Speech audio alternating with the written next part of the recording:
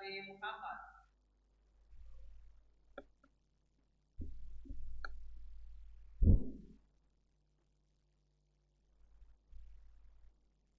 Bismillahirrahmanirrahim. Assalamualaikum warahmatullahi wabarakatuh. Alhamdulillah. Alhamdulillahilladzi ja'ala Ramadhana syahra siyaman lil mu'minin. Wassalatu wassalamu ala asyrafil anbiya'i wal mursalin Sayyidina Muhammadin wa ala alihi wa sahbihi ajma'in, amma ba'd. Ilahi anta maqsudi wa ridhaka matludi, a'tini muhabbataka wa ma'rifataka ya Allah ya Arhamar Rahimin. Pertama-tama dan yang paling utama, marilah kita senantiasa untuk mempersembahkan segala sanjungan, puja, puji, syukur kehadirat Allah Subhanahu wa Ta'ala, Zat yang wajibul mawjud, hakiki mutlak. Allah Zat yang maha pengasih, yang tak pernah pilih kasih. Allah Zat yang maha penyayang, yang sayangnya tiada terbilang.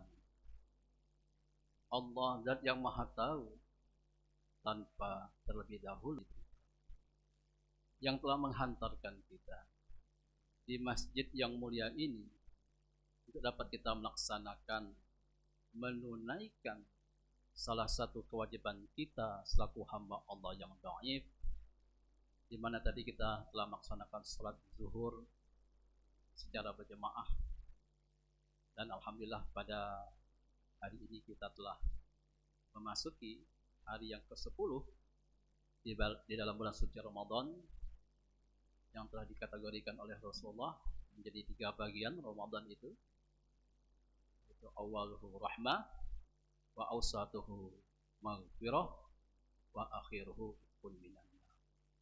Jadi puasa di 10 hari yang pertama itu Allah senantiasa mencucurkan rahmat kepada kita sekalian. Kemudian 10 hari yang kedua itu Allah maghfirah, Allah mengampuni dosa-dosa kita. Dan 10 hari terakhir yaitu itqun minan nar, pembebasan dari api neraka. Mudah-mudahan sekalian, dengan barokahnya bulan suci Ramadan ini, kita senantiasa akan dapat melaksanakan dan senantiasa kita mendapatkan rahmat, maghfirah, dan pengampunan dari Allah Subhanahu wa Ta'ala. Amin ya rabbal alamin. Salawat serta salam tentunya tak lupa pula kita haturkan kehadirat junjungan agung kita Nabi besar Muhammad sallallahu alaihi wasallam, berikut keluarga, sahabat, dan pengikut-pengikutnya yang seiman dan seakidah hingga akhir zaman. Hadirin Bapak Ibu jemaah zuhur, para saimin dan saimat yang dimuliakan oleh Allah Subhanahu wa Ta'ala. Alhamdulillah pada hari ini kita telah berada, dapat beribadah, dan kita beriktikaf di salah satu masjid yang bersejarah, masjid yang penuh barokah. Karena masjid ini, hadirin sekalian, adalah masjid yang tertua di Sumatera Selatan. Jadi masjid ini adalah masjid peninggalan daripada Kesultanan Palembang Darussalam. Kita ketahui hadirin sekalian bahwa masjid ini hampir sudah berumur 3 abad, 300 tahun sejak didirikan. Yaitu didirikan oleh Sultan Mahmud Badaruddin Jayawikram bin Sultan Muhammad Mansur, yang makamnya ada di Kawah Tebu. Nah, beliau mendirikan masjid ini hadirin sekalian, yang dulunya disebut dengan Masjid Sultan, karena ini adalah warisan dari zaman Kesultanan. Di zaman kolonial disebut Masjid Agung karena bentuknya, arsitekturnya yang besar dan agung, sehingga masjid ini menjadi agung. Nah, Masjid Agung ini adalah salah satu masjid tradisional, hadirin sekalian. Masjid sebetulnya ada dua lagi masjid di zaman Kesultanan Palembang Darussalam. Masjid Agung ini adalah masjid yang ketiga di zaman yang didirikan di abad ke-18. Nah, masjid yang pertama itu berada di lokasi di Keraton Kuto Gawang, hadirin sekalian. Kuto Gawang itu kalau sekarang ini kawasan termasuk kawasan Palembang Lamo, satu hilir. Nah, sekarang sudah menjadi pusri itu ya. Nah, itu dulunya itu terdapat keraton yang pertama. Keraton namanya Keraton Kuto Gawang ya, yang didirikan oleh Pangeran Sido ing Suro PGD ing Suro dan sekaligus sebuah masjid. Nah, jadi masjid berada di dalam lingkungan Keraton Kuto Gawang di Palembang Lamo. Nah, akibat berperang melawan VOC pada zaman itu di abad ke-17, ya, tepatnya tahun 1999, sehingga keraton dan masjid itu terbakar pada waktu, sehingga tidak meninggalkan bekas. Nah, kemudian setelah sultan selanjutnya, yaitu Sultan Abdurrahman, Sultan Abdurrahman Khalifatul Mu'minin Sayyidul Imam, yang makamnya ada di Candiwalang. Nah, beliau berinisiatif untuk mendirikan keraton baru dan masjid. Nah, keraton itu dikenal dengan Beringin Janggut sekarang ini. Namanya masih ada di Jangan Beringin Janggut. Nah, itu kawasan 16 ilir dan 17 ilir itu dibangun keraton Beringin Janggut dan Masjid Lamo. Nah, Masjid Lamo itu sekarang tinggal jalannya nama Jalan Masjid Lamo. Kenapa Lamo? Sebab nanti ada masjid yang baru. Nah, masjid baru itu Masjid Agung inilah. Nah, jadi hadirin sekalian, di zaman Sultan Abdurrahman di abad ke-17 ya, dibangunlah Masjid Lamo. Nah, karena mengingat jumlah jemaah umat Islam semakin hari semakin banyak, semakin tahun jumlahnya semakin meningkat, sehingga masjid itu tidak dapat menampung jumlah jemaah yang akan beribadah di masjid itu. Nah, sehingga di zaman Sultan Mahmud Badaruddin Jayawikromo yang memerintah pada tahun 1724 sampai 1757 mendirikan keraton baru lagi.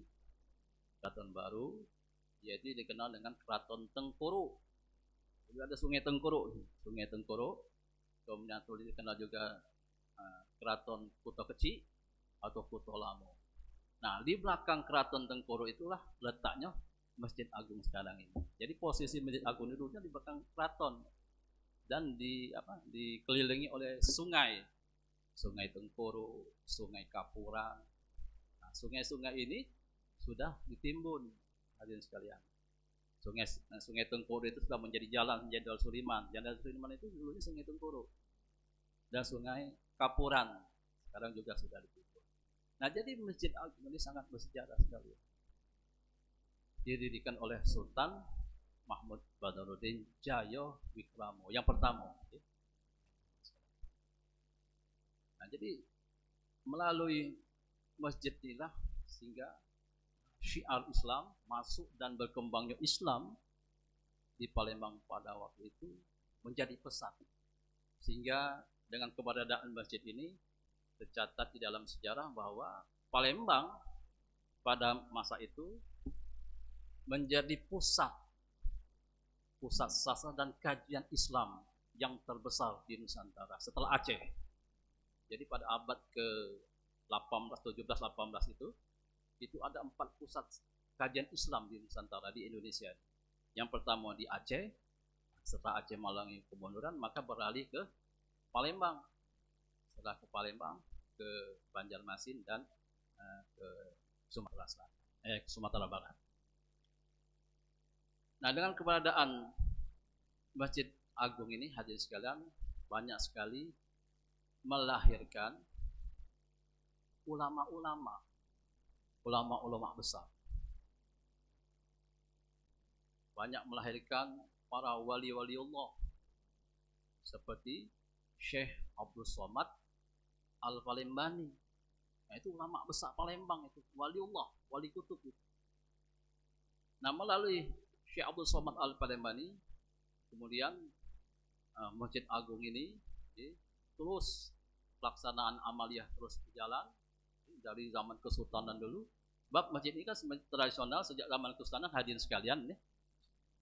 Ini Masjid Agung ini, ada Masjid Kesultanan ini berakidah ahli sunnah wal jamaah dan bermazhabkan Syafi'i dalam bidang fikih. Nah, jadi wajar kalau sampai sekarang amaliyah wirid dan zikir di Masjid Agung ini masih ada sampai sekarang. Salah satunya misalnya seperti wirid setelah sholat, ada sholat. Biasanya selama ini kan kita dengar di masjid-masjid, di langgar-langgar, di musola-musola. Kita terdengar kalau ada wirid, kalau maghrib, subuh, misalnya ya latifu ya kafi. Terus kita akrab telinga kita terdengar suara zikir itu. Nah, selama ini kita tidak tahu dari mana sumber ngado-ngado. Nah, ternyata hadirin sekalian, salah satu tema kita pada hari ini yaitu tentang keutamaan atau fadilat kita berwirid setelah sholat. Nah, hadirin sekalian, wirid ini sebetulnya telah ditulis oleh Syekh Abdul Somad Al-Palembani di dalam kitabnya, ulama Palembang, yaitu kitab Hidayatus Arab Melayu itu, hadirin sekalian. Nah, di dalam kitab inilah hadirin sekalian, Syekh Abdul Somad Al-Palembani mencatat, meriwayatkan zikir-zikir, wirid-wirid yang dibaca ba'da sholat, setelah sholat. Kita mengenal bahwa wirid sholatnya hadirin sekalian ada dua macam kan? Ada wirid panjang, ada wirid pendek. Wirid panjang ini biasa kita wiridkan, kita baca di saat sholat jahar. Sholat jahar itu seperti subuh, maghrib dan maghrib. Nah, itu seringkali kita berwirid panjang. Ada lagi wirid pendek. Wirid pendek itu biasanya yang kita baca atau kita wiridkan di sholat-sholat yang sir, sholat zuhur, asar, dan isya juga itu zikir yang pendek. Nah, hadirin sekalian, dalam kesempatan ini yang terbatas ini ada baiknya kita akan sedikit mengungkap dalil-dalil dan faedah masing-masing dari bacaan wirid sholat ini dengan secara ringkas. Sebab kalau kita ingin mempelajari lebih lengkap, lebih detail, coba kita bisa dibaca, kita telaah dalam kitab karangan Syekh Abdul Somad Al-Palembani. Nah, di kitab Hidayatus Salikin itu Syekh Abdul Somad menerangkan bahwa zikir ini, zikir wirid setelah sholat ini, itu adalah merupakan amalan atau wirid penduduk di Masjid Madinah, di Madinatul Munawwarah, di Masjid Madinah, di Masjid Rasul pada zamannya, pada zaman Syekh Abdul Somad. Nah, itu wirid itulah yang dipakai. Oleh karena itu, hadirin sekalian, ditulis oleh Syekh Abdul Somad di dalam kitab itu. Nah, adapun hadirin sekalian, wirid panjang itu hadirin, karena waktu terbatas ini kita secara ringkas mungkin kita jelaskan tentang yang penting-penting baik ya di dalam penjelasan dari wirid ini. Jadi wirid sholat ini hadirin sekalian itu ada beberapa wirid sampai doa, dari istighfar sampai doa.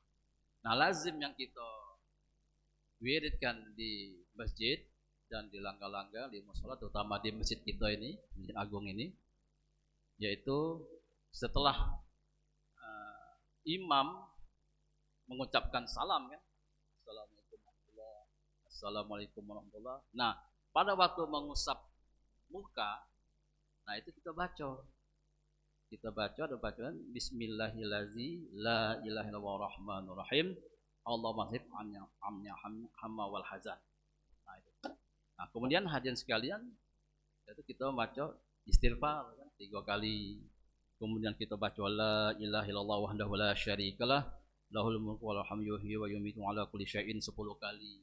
Kemudian juga ada wid Allahumma ajirni minan nar atau Allahumma ajirna minan nar, itu sebanyak 7 kali.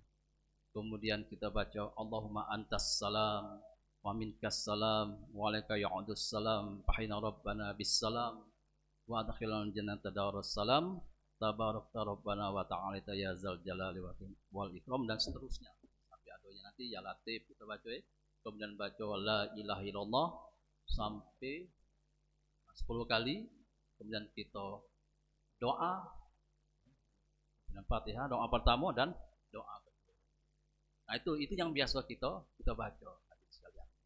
Nah, di situ hadirin sekalian, di dalam kitab-kitab, terutama kitab karangan Syekh Abdul Somad Al-Falemani, itu dijelaskan tentang dalil-dalilnya. Nah, yang pertama misalnya hadirin, wirid yang pertama, setelah kita untuk salam kanan, salam ke kiri, dan pada saat kita mengusap muka, itu kita baca Bismillahirrahmanirrahim la ilaha illallah rahmanur rahim Allahumma zhib anna anyal hamma wal hazan. Artinya dengan nama Allah yang dengan namanya tidak ada Tuhan selain Dia, yang Maha Penyayang, ya Allah hilangkan dariku kegelisahan dan kesedihan. Itu hadis yang diriwayatkan oleh Anas. Nah, bacaan di atas hadirin sekalian adalah sunnah yang dilakukan oleh Rasulullah di saat mengusap muka ketika selesai mengucap salam di akhir sholat. Nah, dalam kitab Munyatul Musalli karangan Syekh Daud bin Abdullah Al-Fatwani itu disebutkan bahwa adalah Nabi Sallallahu Alaihi Wasallam apabila selesai daripada sembahyang atau menyapu dengan tangannya di atas kepalanya dan dibacanya Bismillahirrahmanirrahim la ilaha illallah rahmanur rahim Allahumma zhib anyal hamma wal hazan. Nah, itu sunnah dari Rasulullah Sallallahu Alaihi Wasallam. Nah, kemudian selanjutnya hadirin wirid yang kedua misalnya, wirid kedua kita membaca istighfar. Istighfar ini yang bacaannya yaitu astaghfirullahalazim allazi la ilaha illallahul hayyul qayyum wa atubu ilaih sebanyak 3 kali. Saya meminta ampun kepada Tuhan yang Maha Besar, yang tiada disembah, hanya Dia yang hidup dan berdiri sendiri, dan saya bertobat kepadanya. Nah, wirid ini hadirin sekalian yaitu membaca istighfar seperti susunan di atas, itu merupakan permohonan ampun kita dan bertobat kita kepada Allah Subhanahu wa taala dengan penuh keikhlasan. Nah, Ibnu Athaillah di dalam kitabnya Miftahul Falah menyatakan bahwa Rasulullah sallallahu alaihi wasallam bersabda, siapa yang tiap sesudah salat subuh dan asar membaca astaghfirullahalazim la ilaha illallahul hayyul qayyum wa atubu ilaihi 3 kali, dalam niscaya semua dosanya terhapus, meskipun dosanya itu laksana buih di laut. Jadi sebanyak apapun dosa kita, insya Allah kalau kita minta ampun akan diampuni oleh Allah Subhanahu wa taala. Nah, yang kemudian hadirin sekalian, wirid yang ketiga misalnya, wirid yang ketiga itu kita baca la ilaha illallah wahdahu la syarikalah lahul mulku walal hamdu yuhyi wa yumitu wa huwa ala kulli syai'in qadir sebanyak 10 kali. Artinya tiada Tuhan yang disembah, hanya Allah, Tuhan yang Maha Esa, tiada ada yang menyekutuinya, baginya kerajaan dan puji, yang menghidupkan dan yang mematikan, Dia berkuasa atas semua sesuatu. Nah, Imam Nawawi di dalam kitabnya Al-Azkar, masyaallah hadirin, memberi keterangan hadis di atas yang diriwayatkan dalam kitab Tirmizi dan lainnya dari Abi Dzar bahwa Rasulullah sallallahu alaihi wasallam bersabda, hadisnya cukup panjang ini, yang artinya barang siapa mengucapkan sesudah sembahyang subuh dalam keadaan duduk sembahyang sebelum berbicara. Belum kita berbicara dengan perkataan dunia, dan posisi duduk itu sebelum berubah, masih dalam posisi duduk tahiyat akhir. Lalu membaca la ilaha illallah wahdahu la syarikalah lahul mulku walahul hamdu yuhyi wa yumitu wa huwa ala kulli syai'in qadir sebanyak 10 kali. Ia pun mendapat 10 kebaikan dan dihapuskan darinya 10 keburukan, serta diangkat baginya 10 derajat. Kemudian pada hari itu ia pun dalam perlindungan Allah dari setiap gangguan dan dijaga dari syaitan, dan tidak patut ia mendapat dosa pada hari itu kecuali menyekutukan Allah Ta'ala. Nah, ini berkata dari riwayat Tirmizi, Imam Tirmizi, hadis hasan, dan dalam suatu riwayat itu adalah hadis sahih. Nah, hadis sekalian, itu merupakan wirid yang ketiga. Nah, kemudian wirid yang keempat, hadirin sekalian, wirid yang keempat ini kita membaca Allahumma ajirna minan nar, Allahumma ajirna minan nar, Allahumma ajirna minan nar sebanyak 7 kali. Ya Allah, lepaskanlah kami dari api neraka. Kalau kita biasa kalau dewean misalnya baca Allahumma ajirni minan nar. Nah, tapi kalau kita berjemaah kita wabah domirnya menjadi Allahumma ajirna minan nar. Itu dibaca sebanyak 7 kali. Nah, dalam kitab Al-Azkar Imam Nawawi, hadirin sekalian, meriwayatkan dalam Sunan Abi Daud dari Muslim Ibnu Haris, dan dari Rasulullah SAW bahwa Rasulullah bersabda, "Idzan saraftu min salatil maghribi faqul Allahumma ajirni minan nar sab'a marratin fa innaka iza qulta dzalika thumma mutta min lailatika kutiba laka jiwarun minha wa iza sallaitas subha faqul kadzalik fa innaka in mutta min yaumika kutiba laka jiwarun minha." Yang artinya, apabila engkau selesai salat maghrib, maka ucapkanlah Allahumma ajirni minan nar, ya Allah, lindungilah aku dari api neraka. Maka apabila engkau ucapkan itu kemudian engkau mati pada malam itu, ditetapkan bagimu perlindungan daripadanya. Apabila engkau bersembahyang subuh, maka ucapkanlah seperti itu, karena jika engkau mati pada hari itu, ditetapkan bagimu perlindungan daripadanya. Nah, itu hadis sekalian. Nah, jadi kenapa kita dibaca 7 kali? Nah, itu disebutkan bahwa dibaca 7 kali itu kita meminta supaya kita dipeliharakan dari api neraka yang 7. Nah, makanya dibaca 7 kali itu, karena api neraka itu ada 7 tingkat, kan? Ada neraka jahanam, kemudian neraka lazo, hatima, syair, neraka sakor, jahim, dan neraka hawiyah. Nah, itu nama-nama neraka. Nah, kita bermohon minta hindar kita dari Allah SWT dari 7 neraka ini. Maka kita dibaca 7 kali. Nah, ada lagi hadirin sekalian yang melihatkan bahwa kita membaca 7 kali ini kita memohon ampun dari dosa-dosa 7 anggota badan kita. 7 badan anggota kita yang berbuat dosa. Di antaranya apa? Mata, kuping, hidung, mulut, tangan, kaki, dan kemaluan kita. Jadi 7 anggota badan kita ini yang sering melakukan atau berbuat dosa. Nah, kita minta ampun kepada Allah dari 7 dosa anggota badan kita ini. Atau kita baca 7 kali itu. Nah, kemudian hadirin sekalian, nah, wirid dari 1 sampai 5 ini sampai Allahumma ajirnan nar, kemudian kita rangkaikan dengan wirid yang kelima, yaitu kita baca Allahumma antas salam wa minkas salam walika ya'udus salam fahina rabbana bis salam wa adkhilal jannata daras salam tabarakta rabbana wa ta'alaita ya zal jalali wal ikram.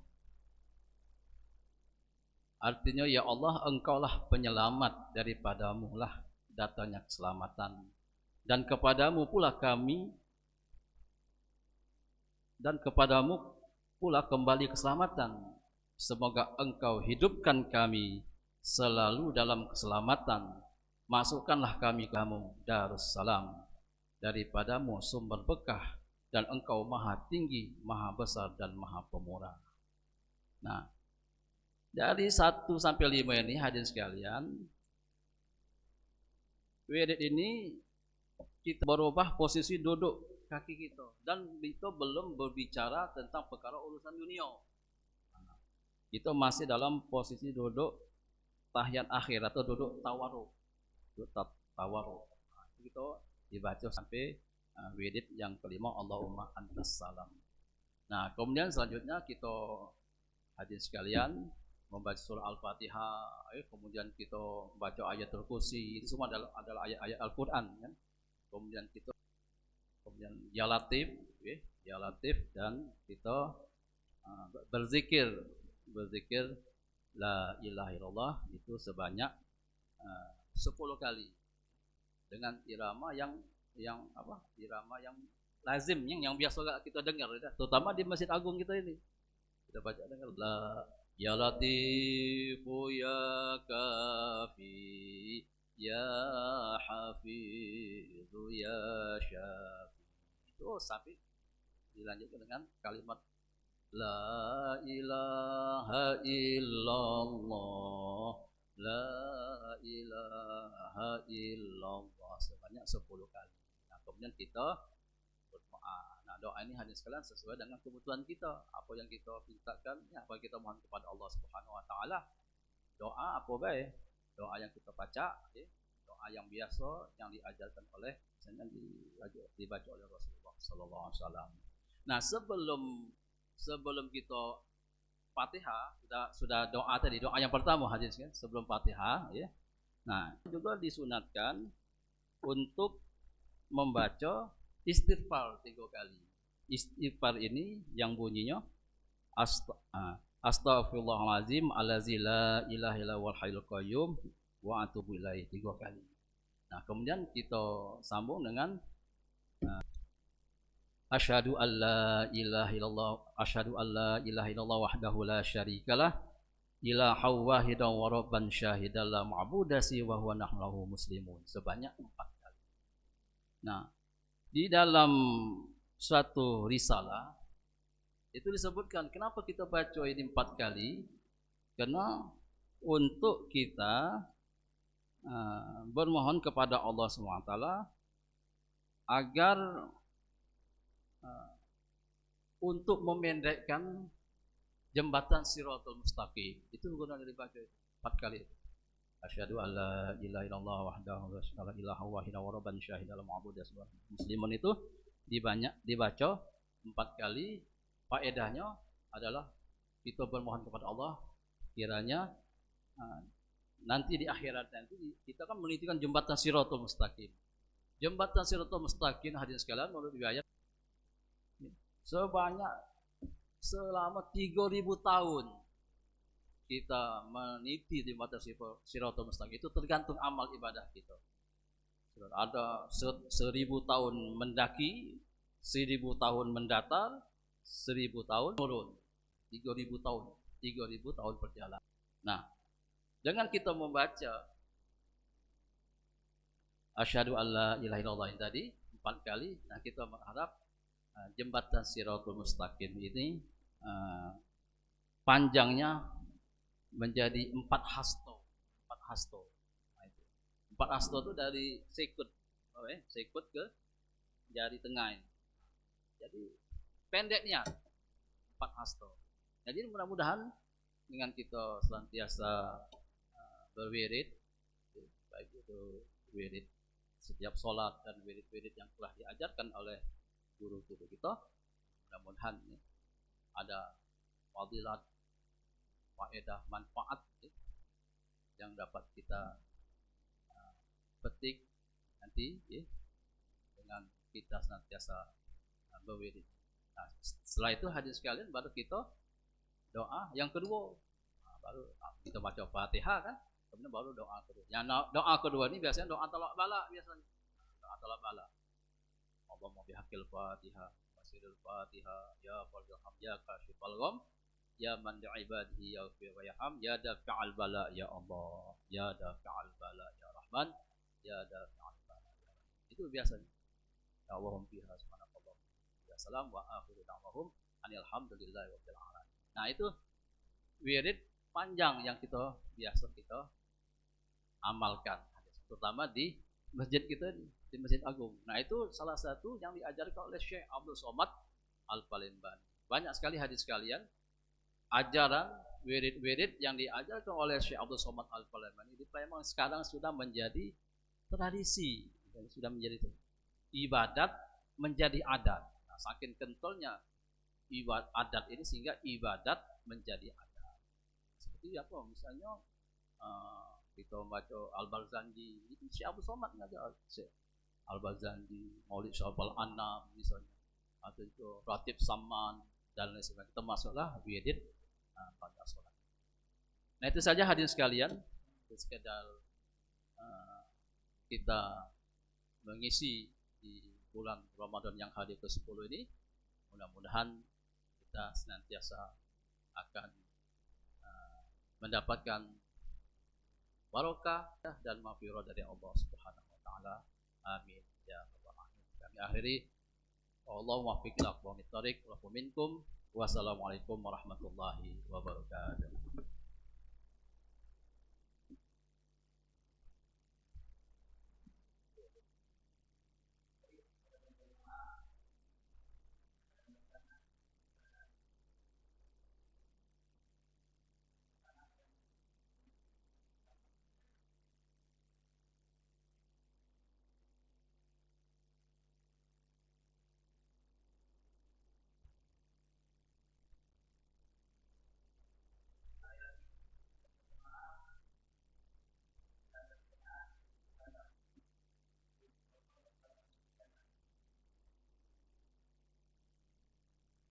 Ya, kalau tidak ada hadirin sekalian, jadi seluruh penjelasan atau syarah dari amalan wirid ba'da salat ini itu sudah kami himpun dan kami susun menjadi sebuah buku.